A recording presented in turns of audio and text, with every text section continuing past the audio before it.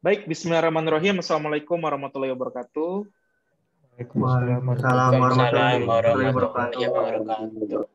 Baik, harusnya hari ini memang sudah minggu tenang, tapi karena kita kemarin tidak masuk minggu, jadi hari ini kita akan bahas materi yang tertunda. Materi yang tertundanya adalah perihal clean error handling. Sebetulnya error handling bukan suatu konsep yang teman-teman baru pelajari kali ini, karena sebetulnya teman-teman ketika belajar programming ataupun juga object oriented programming itu akan belajar salah satunya exception handling. Jadi kalau kita bikin sebuah source code, di mana source code itu harus bisa menghandling kesalahan-kesalahan yang sekiranya nanti akan terjadi ketika pengguna menggunakan aplikasi yang kita bangun seperti itu. Nah, konsentrasi dari bahasan kali ini itu lebih kepada bagaimana sih kita menangkap error dengan baik. Bukan lagi saya ngajarin bagaimana cara menangkap error gitu ya. Nggak begitu, atau bagaimana cara membuat error sendiri, itu saya nggak mau ngajarin. Karena sudah ada materinya di dua yang tadi saya sebutkan. Oke, kita langsung ke contoh seperti biasa. Nanti kalau slide bisa teman-teman pelajari sendiri, atau kemudian kalau ada yang tidak dipahami bisa bertanya. Oke, saya share screen dulu. Baik, sudah kelihatan semua di sini? Visual Studio Code saya? Sudah, Pak. Ya? Sudah, Pak. Oke, kita mulai dulu dari prinsip yang pertama dalam clean error handling, yaitu kalau kita menggunakan error handling itu ada dua cara sebetulnya. Ada cara yang menggunakan logic if then else, atau if aja, boleh saja seperti itu. Atau kita bisa menggunakan exception handling. Nah, mana yang disarankan di buku Clean Code, ya jelas kita menggunakan exception handling. Kenapa kita wajib menggunakan exception handling? Jadi gini, kalau kita anggaplah ini ada sebuah sederhananya sebuah kode, ada fungsi tambah bilangan di mana dia hanya menambahkan A plus B, lalu diminta input dari A dan B-nya seperti apa, dia akan panggil tambah bilangannya. Sebetulnya kesalahan semacam apa yang mungkin terjadi di logika proses sederhana ini? Ya kalau dilihat kasat mata memang nggak akan salah, masa iya 1 tambah 1 sama dengan 3, kan nggak mungkin compiler atau interpreternya ngeluarin itu. Dalam hal ini kan saya pakainya Python, berarti interpreter ya. Tapi bisa saja ketika misalkan pengguna mengisi angkanya bukan pakai angka, tapi pakai string. Jadi value yang dimasukkan ke dalam suatu variabel yang diharapkan bertipe integer, malah dia masukkan string. Nah, jelas itu pasti akan error. Seperti itu. Nah, bagaimana caranya kita melakukan error handlingnya? Bisa aja, ini dengan cara sederhananya kita bikin if di sini. Misalkan, integer input masukkan nilai A, berarti di sini kita bikin lagi if, harusnya habis A ya. Misalkan seperti itu, kita bikin if A, gitu misalkan, atau type A, berarti kan tipe data A-nya itu tidak sama dengan integer, then mau ngapain gitu ya. Kita bisa aja pakai kayak begini. Itu saya nggak akan teruskan untuk yang if then else. Tapi kenapa ini tidak disarankan? Karena if then else ini akan mengganggu logika proses utama yang ada di dalam runtunan kode ini. Sebetulnya kalau saya tanya ke teman-teman, ketika teman-teman melihat kode seperti ini saja, kira-kira logika proses utamanya apa sih? Ngisiin nilai A dan B, kemudian nambahin A dengan B, kemudian dipanggil fungsinya. Itu kan logika proses utamanya ya. Dengan kita pakai if then else, kita akan menambah lagi kompleksitas dari si logika prosesnya. Nah, itu yang nggak disarankan. Jadi ketika teman-teman baca, ketika saya tambahin if aja kayak tadi, kan udah nambah lagi tuh baris kode yang harus dibaca. Artinya proses bisnis utama yang ini, yang saya tandai ini nggak akan kebaca dengan mudah. Kalian harus bisa men-tracing, oh kalau if dilakukan benar maka begini, kalau menghasilkan yang false seperti ini, itu kan mengganggu sebetulnya. Padahal di dalam logika proses utamanya tidak ada if then else seperti itu, cuman A plus B saja. Nah, itu yang nggak boleh. Nah, bagaimana caranya? Nah, ini saya akan copy. Kemudian saya paste di bawahnya. Caranya, kita akan taruh logika proses utamanya di dalam try, atau ya kalau dalam Python berarti try except, kalau misalkan kalian pakai exception handling di Java berarti try catch, seperti itu. Kalau di Python sendiri kita pakai try. Kemudian segala sesuatu yang ada di sini, karena ini utamanya, ini logika proses utamanya, maka ditaruh di try. Blok try ini akan menganggap 3 baris ini itu berkemungkinan jalan atau juga bisa berkemungkinan gagal. Itu gunanya try. Nah, kalau berhasil, maka blok try ini akan dijalankan sepenuhnya. Tapi kalau ada kesalahan yang dilakukan, baik itu di awal, di akhir, ataupun di tengah dari blok try ini, maka yang akan dijalankan berikutnya adalah blok setelahnya. Blok setelahnya apa? Bisa. Kalau di Java berarti catch, atau bisa pakai finally, atau bisa pakai else kalau di Python, seperti itu. Nah, kalau di Python sendiri, dia ada satu blok namanya except, seperti ini. Nah, blok except ini akan dijalankan kalau skenario atau logika proses yang ada di blok try ini gagal. Ya, misalkan mau ngapain? Ya, misalkan salah satu kesalahannya tadi, inputnya harus berupa angka. Berarti kita bilang saja di sini print input harus berupa angka. Ini blok sederhananya seperti ini.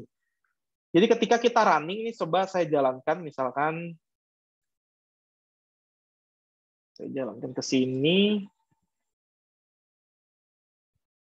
Nah, tanda seru slash user slash environment Python 3. Nah, saya masukkan di sini. .py ya sudah oke.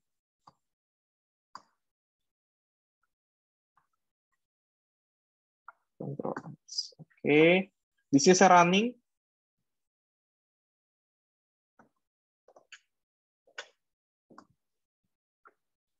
Oke, sorry ada errornya. Error nih. Try accept, oke sudah.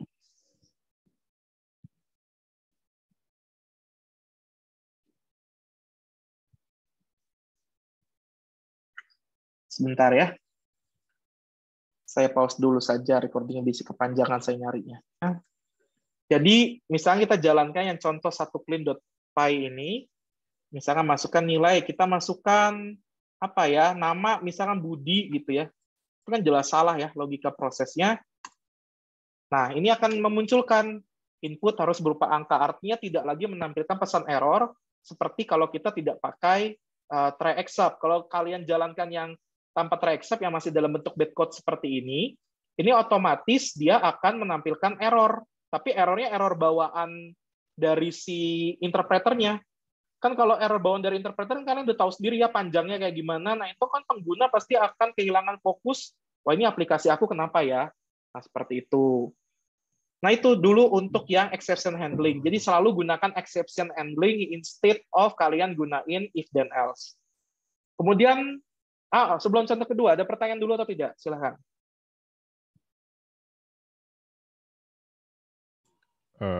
So far belum, Pak. Aman ya? Yang lain gimana? Masih bisa paham? Masih bisa, Pak. Masih bisa, Pak. Oke. Nah, pasti akan timbul pertanyaan di benak kita, sebetulnya error yang terjadi itu apa? Karena kan ketika misalkan saya ngisiin ngisiin angka begini, contoh saya ulangi lagi, saya masukkan angkanya 10.5. 10.5 ini kan angka ya, tapi kan harusnya error. Kenapa error? Karena dia menerimanya integer di sini. Sementara 10,5 itu adalah float. Tapi output-nya dia hanya memunculkan input harus berupa angka, padahal ini sudah angka. Nah, tentunya pertanyaan berikutnya, berarti ada error yang lebih dari satu kemungkinan dong kalau seperti itu. Nah, gimana caranya menangkap error yang lebih dari satu kemungkinan? Apakah cukup menggunakan except saja tanpa peduli errornya apa? Ya, itu juga kurang baik. Nanti tiba-tiba kayak pengguna Anda pakai aplikasi yang kayak gini, 10,5 tapi input harus berupa angka. Udah angka kok, tapi kenapa error ya? Seperti itu. Nah, itu kan tentunya jadi jelek untuk si aplikasinya. Nah, caranya adalah kita lebih spesifik menangkap errornya. Jadi, nanti kalian tinggal lihat aja programming language yang kalian pakai. Kira-kira ada jenis error bawaan apa saja yang bisa di-capture. Nah, paling gampang, Paling gampang adalah kita akan lihat errornya gimana caranya sih. Ya misalkan saya ubah lagi yang tadi, yang ini. Ini tergantung programming language sekali lagi ya. Nah, saya paste di sini. Oke. Kok jadi ada banyak? Sebentar. Oh, nggak bisa ini ya. Paste cut. Oke, semua dulu cut dulu deh. Control K. Nggak bisa juga. Oke, saya hapus aja deh.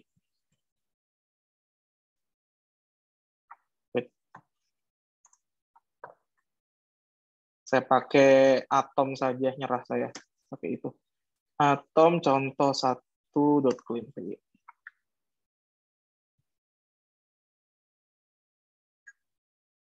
Sebentar.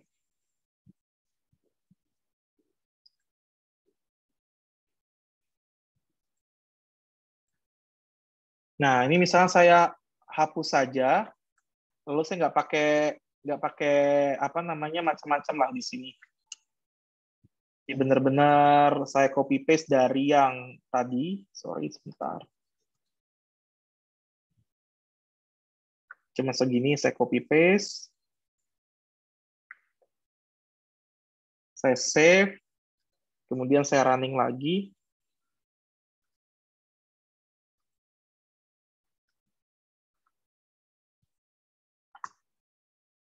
Misalkan saya isi 10,5 kayak tadi, ini akan muncul errornya nih, error bawaannya. Nah, teman-teman cukup lihat kalau di Python tinggal kelihatan di sini nih. Oh, ini error yang terjadi adalah value error. Nah, berarti nanti sehabis except kita bisa tambahkan jenis errornya, value error. Kalau kalian pakai Java, berarti tinggal catch kurung buka jenis errornya apa. Biasanya kan kalau di Java dia biasanya pakai E saja sebagai E itu objek errornya, berarti error spasi E kecil seperti itu.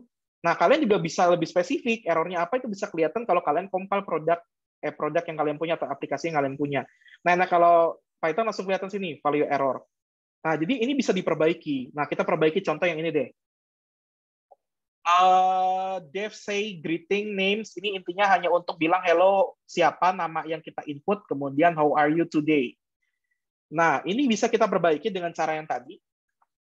Kita ketikkan lagi dev say greetings, kemudian name. Kalau ini nggak ada perubahan, saya copy paste aja deh dibanding saya ketik ulang. Nah, seperti ini. Kemudian untuk yang inputnya, saya tinggal pakai try lagi. Kemudian name sama dengan input tell me your name. Titik 2. Oh, ini kurang ininya, say greeting-nya. Nah, seperti itu. Di sini juga ada say greeting. Name-nya seperti apa. Nah, maksud dari yang fokus yang kedua ini adalah jangan hanya catching atau accept primary error-nya aja atau default error-nya saja. Karena orang nggak tahu dengan pasti kesalahan yang dilakukannya, atau bisa saja accept itu menangkap lebih dari satu jenis error. Nah, kayak tadi misalkan saya nginputin string dengan menginput float itu dianggap salah dua-duanya. Padahal pesan errornya hanya satu, inputnya harus berupa angka. Nah, itu bisa dengan kita akali dengan menyebutkan jenis errornya. Nah, kalau di sini kita habis perintah accept, kita sebutkan jenis errornya. Misalkan kejadiannya apa ya yang kira-kira bisa kejadian kalau saya nginputin string. Oh, bisa kan tipe datanya bisa aja saya isi yang lain gitu.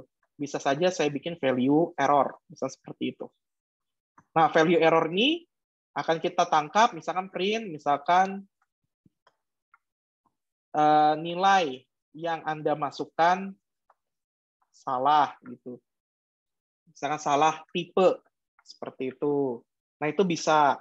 Tapi kan kalau string itu bisa beraneka ragam ya, dia munculin tipenya atau apa segala macam. Nah, ini bisa kita sebutkan jenisnya seperti apa. Bedakan dengan yang tadi. Kalau yang tadi kan kita hanya accept saja atau catch saja kalau di Java, catch error biasa. Nah, kalau ini errornya jauh lebih spesifikin. Kalau kalian belajar Java, itu di kelas error itu ada macam-macam error, kalian harus bisa pelajari nanti di situ. Nah, ini maksudnya dengan yang fokus nomor 2. Sampai sini ada pertanyaan atau tidak? Nggak perlu dicoba ya, udah pasti sama sebetulnya. Masih jelas penjelasannya? Masih, Pak. Masih, Pak. Masih, Pak. Oke, sip. Contoh ketiga.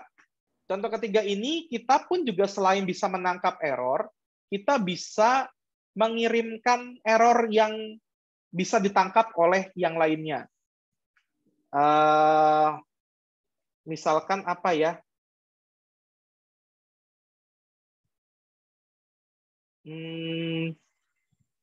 Ini kurang dulu. Saya greeting, saya tambahin dulu ya.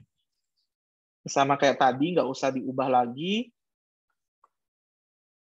Kita bisa membuat error sendiri. Misalkan saya mau input nama itu kan nggak mungkin panjangnya cuma satu ya. Nah itu bisa saja kita bikin pakai perintah di Python. Kita bisa pakai raise namanya. Sebentar. Atau bisa pakai assert. Nanti kita pakai yang pertama dulu yang raise. Jadi contoh saya copy paste dulu yang ini. Ampun deh. Nah, saya paste di sini, kemudian saya taruh di try di sini.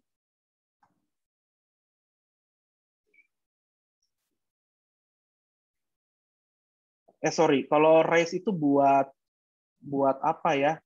Buat nimbulin error. Nggak perlu pakai raise.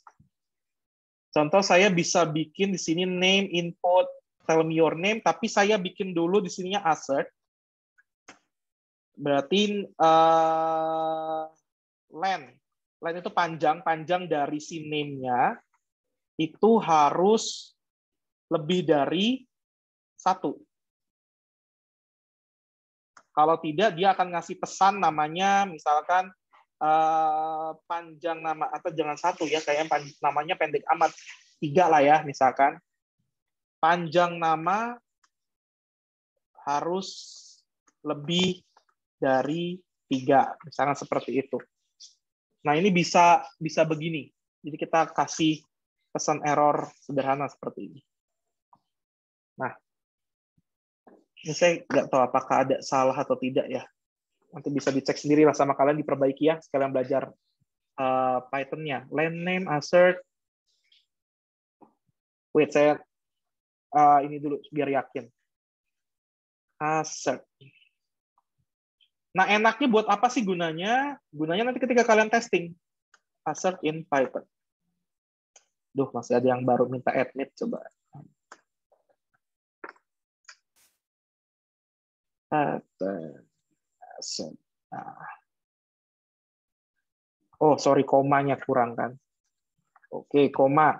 Nah, enaknya apa? Nanti kalau kalian menangkap error pakai test case, jadi kan kalau kalian yang ikut pengujian perangkat lunak pasti pernah bikin unit test gitu. Nah, ketika unit test itu nanti akan keluar, oh panjang namanya harus lebih dari 3 kan. Jadi developer pun juga tahu apa yang harusnya dilakukan untuk bisa memenuhi si segreeting ini berjalan seperti itu. Nah, itu bisa kita bisa pakai assert atau bisa pakai raise juga bisa. Cuma saya jelaskan di sini pakai assert. Oke. Itu berikutnya untuk contoh 3. Ada pertanyaan untuk contoh 3 ini? Cuman ini baru bisa di-capture kalau kalian melakukan unit test ya. Kalau cuman di running ya assert-nya nggak akan muncul. Kalau mau tetap aja digabungin sama try except yang tadi. Ada yang mau ditanyakan? Ini masih ada orang nggak sih? Aku takutnya ada tidur semua. Masih ya? Belum, Pak. Aman. Belum, Pak. Aman. Nah, ini kayaknya bisa saya lewat karena konsepnya sama. Intinya gini loh, kesalahan apa yang terjadi di sini, si contoh 4 ini, dia tuh punya sebuah logika proses yang dia itu nantinya menambahkan kata Unicom setelah nama yang ada di dalam sebuah list. Nah, di sini saya punya 2 buah list. List yang pertama ada Budi, Andi, dan Ani. Yang kedua list name-nya yang kosong, seperti ini. Nah, yang ketika list yang kosong atau link list yang kosong ini dijalankan atau masuk ke sini, dia otomatis return-nya none. Nah, itu nggak boleh sebetulnya. Kenapa? Ya, walaupun jalan ya, ini kalau saya running jalan. Ini saya runningnya di sini kalau masih yang bentuk breadcode-nya. Misalnya saya jalankan, nah ini dia akan mengembalikan non aja gitu. Kalau yang awalnya kan ada body unicom, anti unicom, anti unicom nih. Kalau yang kedua, ini kelihatan nggak? Kelihatan ya? Kelihatan, Pak. Poin ini, nah ini. Nah yang kedua ini ada yang kosong. Nah kosong ini jadi pertanda buruk sebetulnya buat developer. Nanti developer tuh lupa, ini kok bisa jadi kosong, ini apaan ya? Kan fungsi ini untuk menambahkan kata unicom untuk list yang saya kirim, kenapa ini kosong? Nah, itu yang nggak boleh, karena dia ada return none. Caranya kita bisa pakai assert yang tadi. Caranya, ketika list name di sini, saya tulis assert. Nah, ini gunanya lebih ke internal developers ya. Pengaruhnya nggak akan kerasa ke user, karena ini akan ditangkapnya ketika kita melakukan unit testing. Assert, kayak tadi list name-nya, atau list name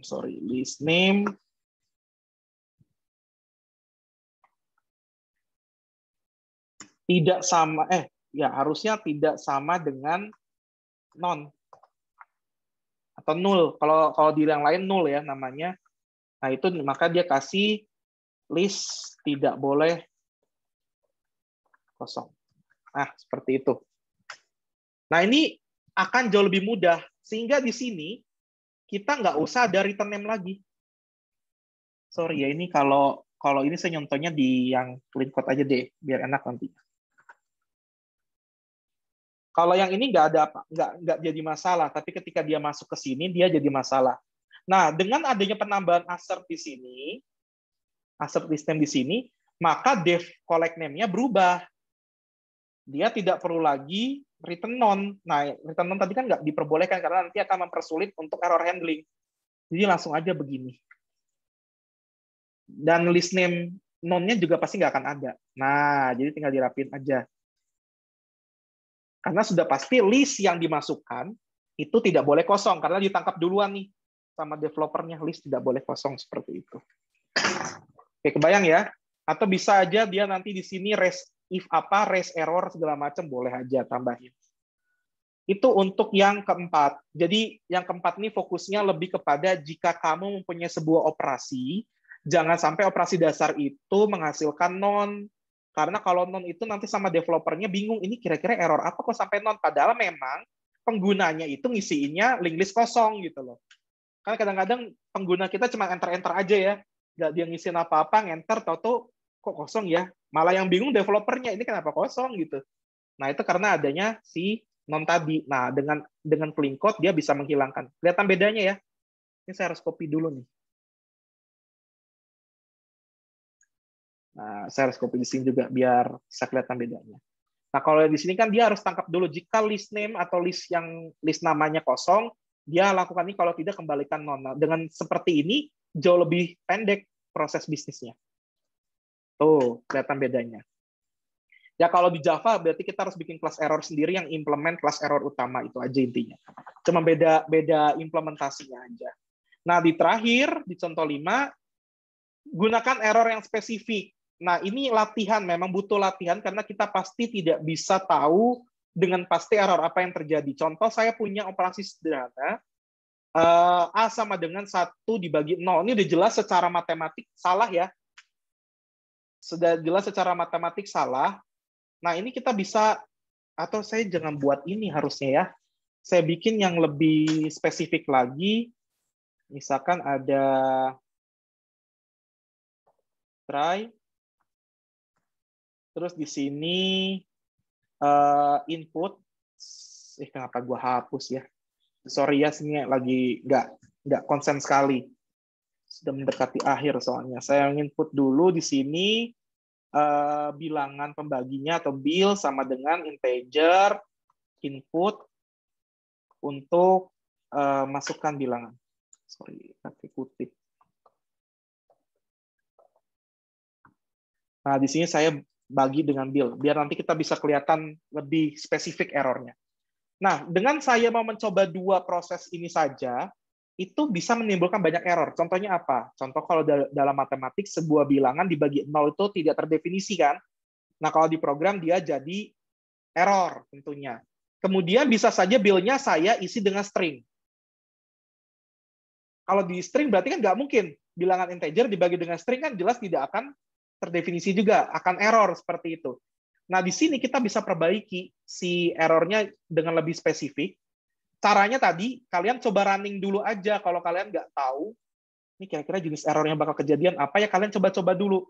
Nah, makanya untuk bisa jadi tester, ya kalian harus bisa programming dulu. Itu kenapa saya ribut itu terus berkali-kali gitu. Ini contoh di atomnya saya jalankan.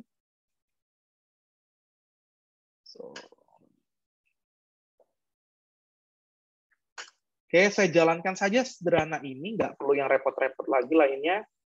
Saya tutup. Kemudian saya jalankan di sini. Nah, saya masukin bilangannya non. Oh, itu ada value error. Kalian catat dulu. Oh, kemungkinan pertama value error. Kalau saya isinya 0. Kemudian saya isi yang kedua, bilangannya 0. Apa yang kejadian? Oh, ternyata errornya beda lagi. Namanya zero division error. Kalian catat dulu. Kalau kalian masih awal-awal belajar suatu bahasa pemrograman, kan belum hafal errornya ya. Kalian juga bisa baca dokumentasi kan, tapi dokumentasi biasanya panjang. Kemudian saya masukin string deh. Misalkan Budi. Oh, dia value error, berarti sama dengan yang ini. Oke, berarti saya cukup 2 dulu deh, misalkan. Saya cukup 2 dulu, berarti saya perbaiki si error handling-nya atau exception handling-nya. Nah, di sini saya tangkap pertama adalah value error. Value error itu apa tadi kesalahannya? Nah, ngasih pesannya juga harus clean ya, harus jelas gitu ya. Misalkan nilai yang diinput menyalahi atau tidak bertipe integer. Kan 0 bukan tipe integer, string juga bukan tipe integer, jadi sudah merangkum dua-duanya. Lalu apalagi? Misalkan except lagi bisa berkali-kali. Kalau di catch juga kan bisa banyak catch-nya. Try mah hanya 1, tapi kalau catch-nya bisa banyak. Misalkan zero division. Zero division error ini saya akan kasih pesan di sini print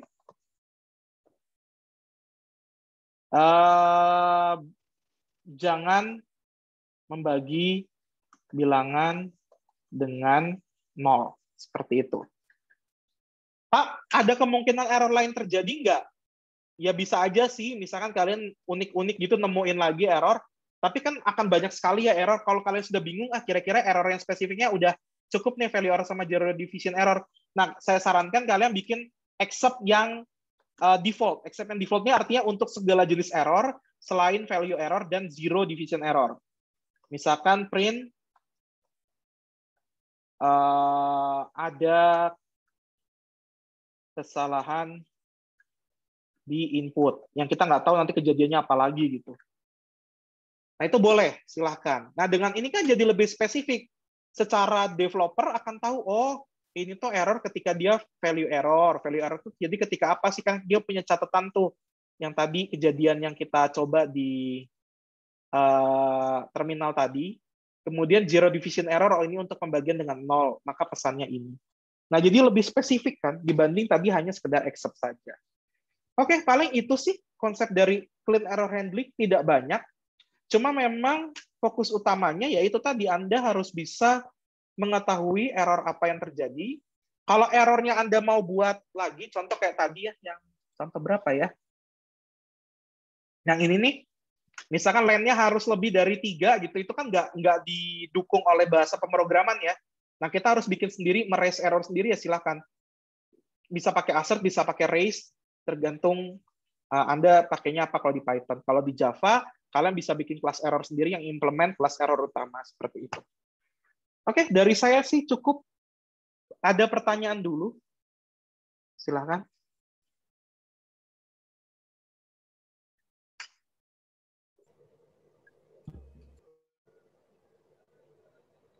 Halo, ada pertanyaan? Anybody home? Sudah cukup mengerti mungkin Pak Adam, apalagi pada tidur ya. Hati-hati, ini bagian yang cukup, nggak dibilang cukup sulit ya, cukup tricky, jadi harus dilihat gitu. Saya demoin pakai Python biar sederhana aja. Kalau pakai Java, ya bisa sih bisa ya, cuman Yaitu nanti kalian akan lebih berkecimpungnya justru di mekanisme try catch-nya, mempelajari kelas error-nya ada apa saja. Nah, itu kan akan jadi lebih kompleks. Kalau di interpreter Python kan kita bisa tahu langsung nih errornya apa, kalian tinggal tangkap errornya. Nah, itu yang dimaksud dengan menangkap error itu sebetulnya kita tahu jenis errornya, kita tangkap di catch atau except tergantung bahasa pemrograman yang kalian pakai. Hati-hati ini tergantung bahasa ya, except dan si catch itu tergantung bahasa. Ada lagi finally, ada lagi else, ada lagi apa gitu. Padahal finally itu beda loh dengan si except ataupun dengan catch. Kalau kalian lihat kan pernah kalian lihat gini finally gitu ya. Finally. Nah, finally itu blok yang akan dijalankan tidak peduli apakah gagal atau tidak di proses utama di try ini. Nah, itu finally. Nah, di Java juga ada finally. Tinggal kalian cari nanti fitur bahasanya seperti apa. Ini udah loh dari saya. Bener nggak ada pertanyaan? Bisa dipahami tidak? Mungkin kalau ada. Kalau ini harus Bisa, Pak. dijawab ini. Bisa dipahami? Nggak sulit kan Iya. nangkap error? Iya Pak, tapi untuk bisa, price dengan assertnya ya Pak ya, itu bisa digabungin dengan yang try catch-nya ya Pak ya. Assert ya. Ntar dulu. Assertnya mana? Kalau sudah assert, ya berarti kan kita sudah menimbulkan error sendiri ya. Nggak Misalkan perlu. kayak Nggak perlu. ngecek ininya Pak, apa panjangnya udah dicek terus langsung kita ngecek Ngecek yang value error segala macam. Boleh. Boleh. Tergantung kebutuhan aja sih.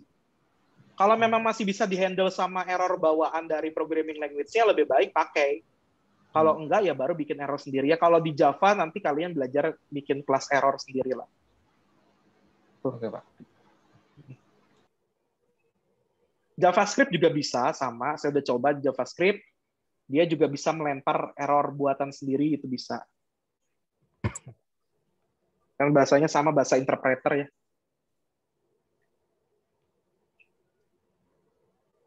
Ada lagi?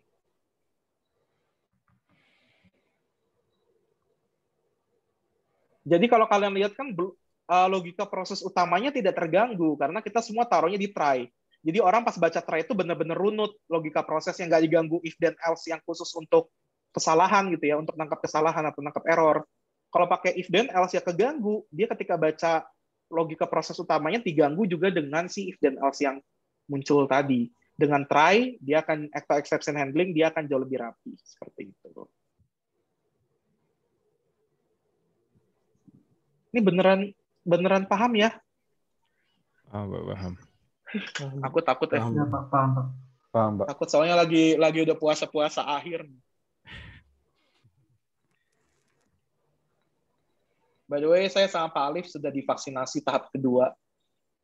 Mudah-mudahan ya, tapi tetap aja sih saya belum mau ketemu kalian. Enak Namanya juga beginilah. ikhtiar ya, Pak. Ya, ikhtiar aja dulu gitu. Cuman ya memang lebih enak begini kalau saya pribadi ya. Cuma nggak enaknya ya kuota ya. Kalau buat kalian udah pasti masalahnya kuota gitu. Tapi saya sih don't care kalau masalah kuota karena itu sudah urusan universitas, bukan lagi urusan seorang dosen gitu. Kalau kalian mau minta kuota ya aku nggak urus gitu. Karena kan juga nggak mikir ke sana dosen mah.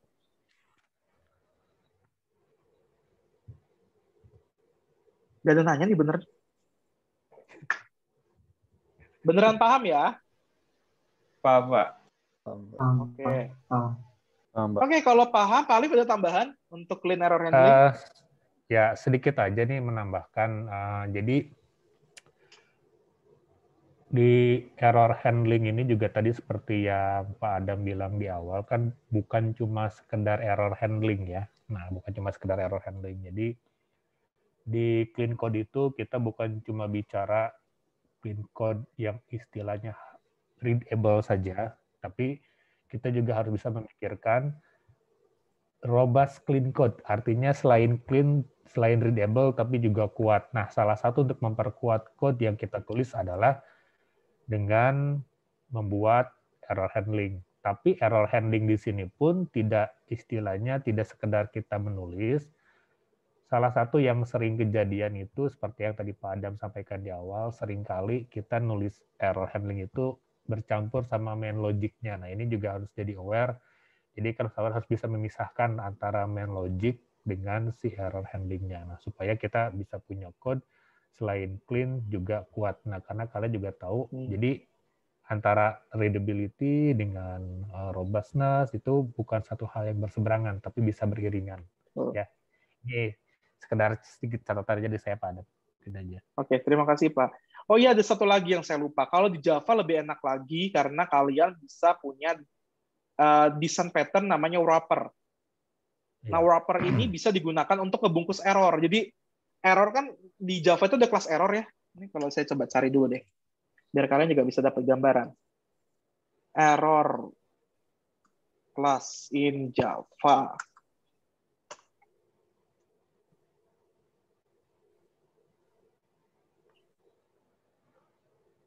Manakah, voice. Lihat dokumentasinya lumayan ya.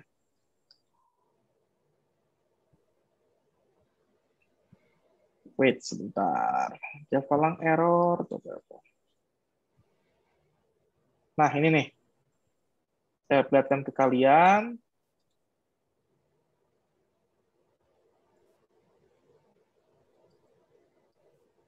Nah, kalau di Java ini udah ada jenis errornya yang udah bawaan dari java.lang.errors. Di sini ada macam-macam errornya, ada banyak sekali. Ya kalian nggak mungkin pakai semua sih. Nah, cuman kan memang kalau kalian mau mengcustom errornya, itu kalian bisa pakai kalian membentuk kelas sendiri untuk nanti membungkus si errornya. Nah, nama design pattern yang kita pakai adalah wrapper. W-R-A-P-P-E-R. Wrapper, pembungkus. Itu kalian bisa pelajari, tapi ya kalau belum ngerti design pattern agak susah sih. Nanti kalau kalian sudah belajar design pattern, kalian akan paham maksudnya wrapper itu apa gitu ya. Nah, itu sih intinya membungkus error ini jadi lebih custom ke yang kita buat, itu aja intinya. Ya, ini jenis-jenis error di Java, kalian bisa cari, bisa ditangkap dan segala macam. Ya kalau orang rata-rata biasanya nangkap errornya aja, error utamanya. Error utama tuh yang ini nih. Nah, error ini. Nah, kalau kalian mau nge-throw error juga gampang, tinggal implement si throwable ini. Itu aja sih di Java. Ya tinggal kalian pelajari mekanisme di masing-masing bahasa lah. Nggak usah pusing. Gampang kan ngoding? Gampang dari mana gitu ya? Lebih gampang saya pastikan dibanding kalian yang menganalisis, dibanding kalian yang research, itu lebih pusing lah. Ngoding itu yang udah paling enak karena kita bisa tahu errornya, kita bisa tahu ini jalan atau tidak, itu lebih enak. Kalau kita bikin model perangkat lunak, entah itu UML, use case diagram, apa segala macam, kita nggak tahu loh itu salah atau benar. Salah benernya tuh ya bisa sangat bergeser gitu. Kalau ngoding kan kalian bikin variabel integer di input string aja udah salah. Kalian bisa tangkap errornya, apalagi sekarang udah tahu cara nangkap error ya. Itu aja sih. Oke, kalau nggak ada sih ya berarti kita akhiri ya, Pak Alif ya. Pak Alif masih ada tambahan nggak? Cukup, ada. Cukup, berarti minggu depan kita libur dulu 2 minggu, karena masuk libur Idul Fitri. Kita ketemu lagi tanggal 26 ya, kalau nggak salah. Hari Rabu di minggu terakhir Mei. 26 betul? Betul, Pak.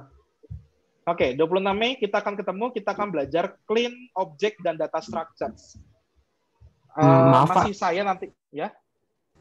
Tanggal 26 merah kalau nggak salah, Pak. Merah ya, berarti diganti lagi lah nanti. Tapi tetap saya dipaksakan di minggu tersebut. Biar kita nggak mundur-mundur lagi. Jadi harusnya kan kita UTS, tapi UTS-nya tidak. Saya lakukan sehabis libur Idul Fitri. Saya dan Pak Alif sudah sepakat kita akan UTS setelah clean code berakhir. Jadi nanti kita masih punya 2 konsep clean code lagi yang kita pelajari, yaitu clean object dan data structures, kemudian clean code class. Nah, untuk clean code object dan data structures nanti masih saya yang bawakan. Kemudian nanti untuk clean class yang akan bawakan adalah Pak Alif. Kemudian dilanjut dengan latihan per kelompok lagi, ada studi kasus, dan kalian akan UTS di minggu yang sama. Di UTS-nya masih lama ya. Kalian tetap pelajari saja. Kita akan buka untuk clean object dan data structures, kemudian juga kami sudah membuka challenge untuk yang clean error handling. Silakan dikerjakan 5 soal. Saran saya kerjakan aja sekarang lah ya. sembari ngabuburit dibanding kalian ntar nanti malah lupa. Waktunya tetap seminggu. Jadi dibanding kalian lupa karena libur lebaran, ya lebih baik kerjakan aja sekarang lah. Itu aja intinya. Oke, terima kasih semuanya sudah hadir. Karena ini sudah mau Idul Fitri, saya dan Pak Alif memohon maaf yang sebesar-besarnya untuk kesalahan kita selama melakukan pengajaran dengan kalian. Semoga kita menjadi pribadi yang lebih baik dan semoga kalian pun juga tetap semangat belajar walaupun kita masih belum bisa ketemu on-site seperti itu. Terima kasih. Assalamualaikum warahmatullahi wabarakatuh. Waalaikumsalam warahmatullahi wabarakatuh.